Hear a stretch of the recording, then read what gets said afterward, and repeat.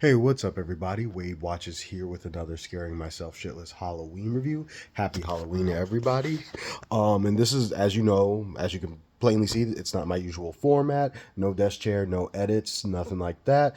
Just because I want to make this one just a very quick movie review because I'm trying to do another movie review tonight that I do hopefully plan on editing. So it's just a time constraint thing, and plus the movie I'm about to talk about it turned out that I wasn't a big fan of it anyway. And that movie that I'm going to be reviewing right quick is Fire in the Sky from 1993, directed by Robert Lieberman, starring the T-1000 himself, Robert Patrick, along with D.B. Sweeney.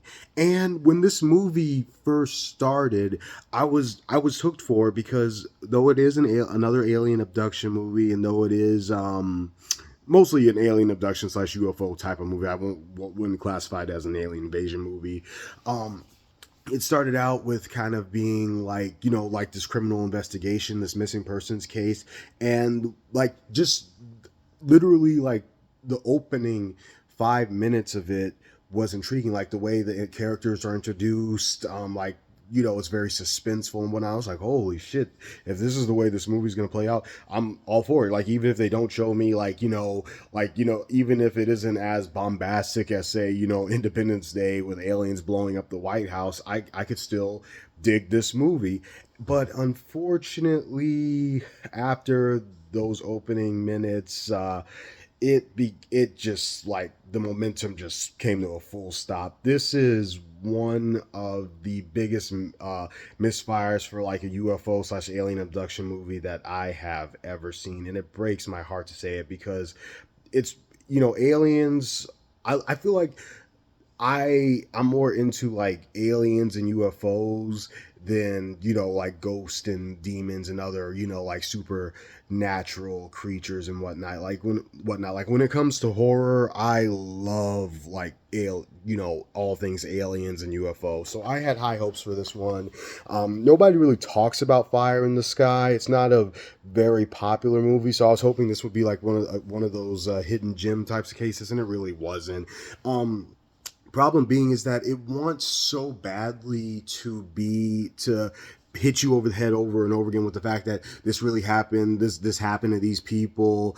They all claim that this was something that they witnessed, they experienced, and it becomes more like a soap opera and like this melodrama about this group of people who claim to experience this phenomenon.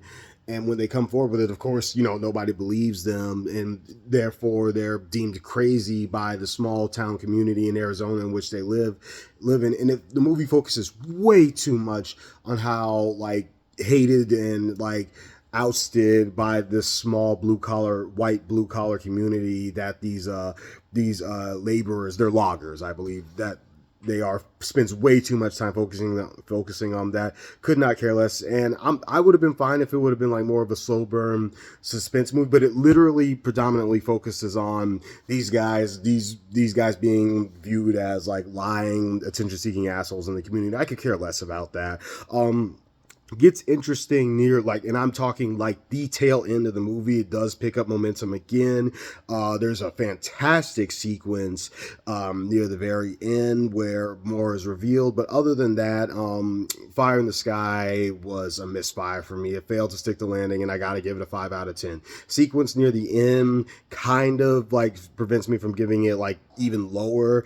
And there's even some like crappy acting in this movie where there's like overacting, people trying to play like these cliche blue collar white stereotypes. That was kind of like just embarrassing, frankly. So yeah, I gotta give Fire in the Sky a 5 out of 10. If you're gonna watch it for the sequence near the end, and you'll know it when you see it. This has been another edition of Wade Watches, another Halloween Scaring Myself Shitless edition, and I will be back shortly with more. Peace.